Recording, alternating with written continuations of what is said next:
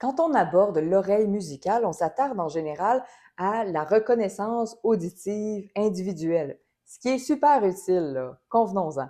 Mais ici, je veux vraiment élargir le spectre et parler de notre oreille collective, donc celle qui se construit plus ou moins consciemment en société et qui encadre, qui circonscrit le domaine familier pour notre oreille. Ce qui est loin d'être négligeable car ça va avoir une influence directe là, sur ce qu'on va pouvoir comprendre, apprécier, entendre, discriminer et même ressentir. Ce l'est d'autant plus qu'on est naturellement, là, comme être humain, attiré par ce qui a une saveur, une couleur, une texture qui est familière, ce qui crée d'emblée un cercle vicieux qui peut facilement replier notre oreille sur elle-même si on ne prend pas soin de varier sa nourriture sonore et musicale. Plongeons dans le sujet.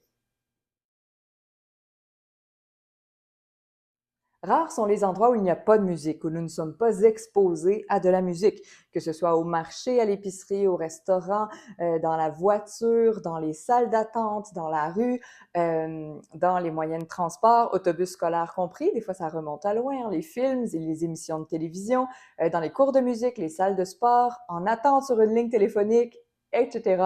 La liste est vraiment longue. Tout ça, là, qu'on en soit conscient ou non, qu'on écoute activement ou non, mais ça forme notre oreille musicale.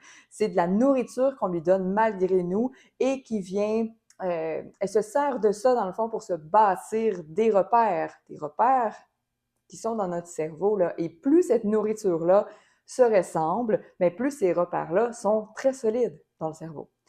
Euh, Disons-le d'emblée, la majorité d'entre nous en francophonie avons l'oreille occidentale d'abord. Et si ce n'est pas la première, elle n'est sûrement pas la seule, car il est extrêmement difficile de ne pas être exposé à l'espace public musical dominant. Les codes musicaux qui sont engrammés fortement deviennent en quelque sorte le filtre par lequel j'écoute la musique, même si ce n'est pas ce que je voudrais. Nous abordons toujours les nouvelles choses avec le prisme de nos expériences, de nos connaissances antérieures. On ne peut pas les occulter. Ce filtre peut réellement nous replier sur nous-mêmes, replier nos oreilles sur elles-mêmes, un peu comme les chambres d'écho formées par les réseaux sociaux. Le confort n'est pas notre meilleur allié, disons-le, pour avancer, pour raffiner notre compréhension, nos perceptions, nos facultés d'appréciation et notre capacité à se laisser toucher affectivement. Oui, ça touche tout ça. Pour ça, une dose d'inconfort est requise. Elle peut être douce ou très intense, mais elle est vraiment salvatrice pour cette sorte de prison à la fois mentale, psychologique, affective, sensorielle et cognitive. Faire entrer autre chose, de nouveaux éléments dans notre univers, va venir enrichir et élargir le répertoire de repères dans lequel je pourrais puiser, consciemment ou inconsciemment, pour aborder, s'exposer, apprivoiser, analyser, vivre et se laisser toucher par toutes les musiques. Parce que ce sera alors à travers ce prisme élargi que je pourrais contacter, que je pourrais rencontrer tous les sons, toutes les musiques, toutes les voix, tout notre environnement sonore. Là. Euh, nous ne changeons pas de cerveau, là, ça c'est clair, mais il sera plus dense en repères, en liens, en connexion, et ça, c'est juste à notre avantage. Je vous raconte une expérience en lien avec ça. J'ai toujours eu un élan, cet élan-là pour élargir mes horizons musicaux. Et quand j'étais aux études en musique, mon autobus de ville passait juste devant un grand disquaire, dans le temps où il y en avait encore beaucoup. Je descendais là régulièrement, me rendais dans la section du fond qui était appelée musique d'ailleurs, je pense, ou je suis pas certaine. Mais je choisissais dans cette section-là quelque chose que je ne connaissais pas, dont je ne connaissais pas les codes. J'adorais découvrir des nouveaux univers, j'adore encore ça, soit dit en passant, et me laisser l'espace pour apprendre, comprendre, apprécier, apprivoiser, en acceptant l'inconfort temporaire. Un jour, toutefois, j'ai été complètement, mais complètement dépassée. Ce que j'avais rapporté chez moi ce jour-là, ça sonnait vraiment comme du chaos dans mes oreilles. Je me sentais même agressée tellement c'était loin de mes repères. je voulais tout éteindre, là. J'avais l'impression que plusieurs musiciens jouaient leur propre pièce, tous en même temps, au même moment.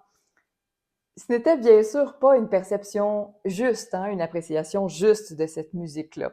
Euh, C'était si éloigné là, de ce que j'avais construit comme repère que mon cerveau ne pouvait même pas traiter cette nouvelle information-là.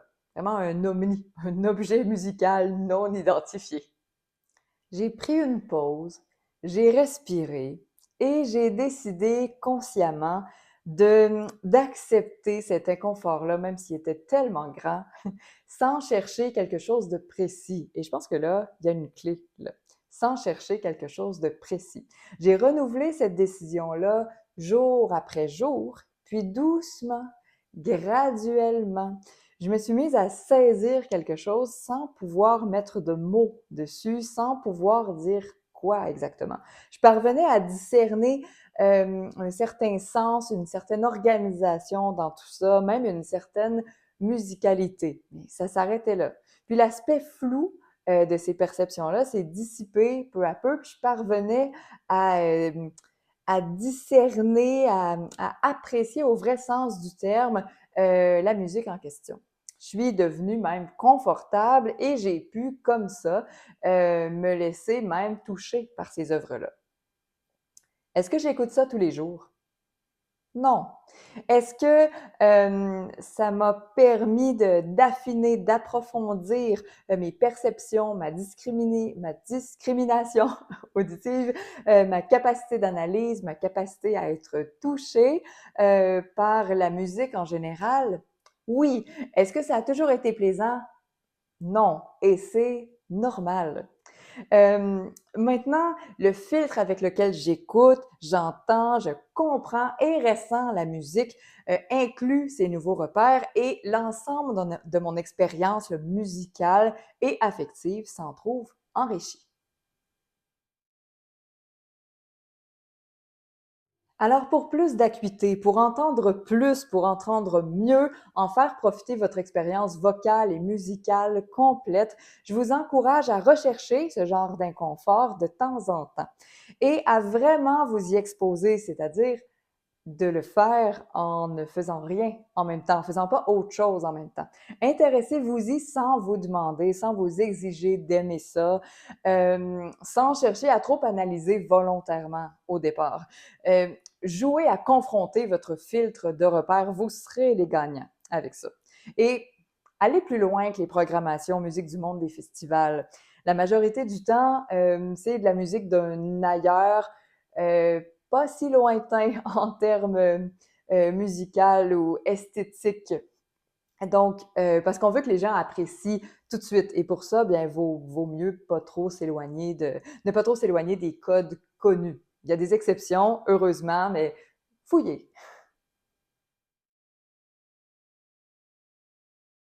Je vais indiquer dans la description et dans les commentaires un peu plus tard quel était cet album avec lequel j'ai vécu l'expérience que j'ai partagée avec vous. Et si vous avez déjà vécu une expérience similaire, je vous invite à l'inscrire aussi pour qu'on puisse ensemble s'ouvrir les oreilles et le cœur pour qu'on puisse s'entraider en fait dans cette expérience-là. Gardons toujours en tête que selon nos expériences antérieures, nous n'aurons pas le même vécu face aux mêmes pièces. Tout dépend de comment s'est construit notre prisme de repère jusqu'ici. Rappelons aussi, et ça c'est très important, que l'inconfort qu'on peut ressentir ne parle pas du talent ou de la qualité de ce que l'on écoute. Bien sûr, là, il y a des voix, des musiques d'une meilleure qualité que d'autres. Ça n'enlève pas ça. Mais pour pouvoir déterminer ça, ben, il faut que je puisse comprendre et bien percevoir ce qui s'y joue musicalement. Un bon exemple parmi tant d'autres est que la plupart des gens qui n'ont jamais entendu autre chose que des tons et des demi-tons vont souvent croire que les chanteurs faussent quand ils chantent des quarts de ton, alors que ce n'est vraiment pas forcément le cas. Donc, même si les chanteurs en question chantent très, très, très juste, là, d'une justesse irréprochable, il se peut que je ne sois juste pas d'accord simplement parce que je ne suis pas en mesure de bien saisir cette organisation musicale différente. Et ce sera de mon ressort, pas du leur. Bref, pour faire notre bout, notre part dans cette communication artistique-là, pour pouvoir avoir encore plus de plaisir accessible à notre portée, on se donne des défis. Et pour des défis vocaux qui vous font avancer, faisons équipe ensemble au Gym Vocal. Un mélange de rencontres en privé, en semi-privé et d'un programme en ligne structuré et très pédagogique est à votre service. Sur ce, au plaisir et joyeux inconfort! Parlez-moi-en! Vous trouverez juste en dessous un réchauffement vocal gratuit et un défi 4 jours pour améliorer un passage vocal difficile, gratuit aussi. N'hésitez pas!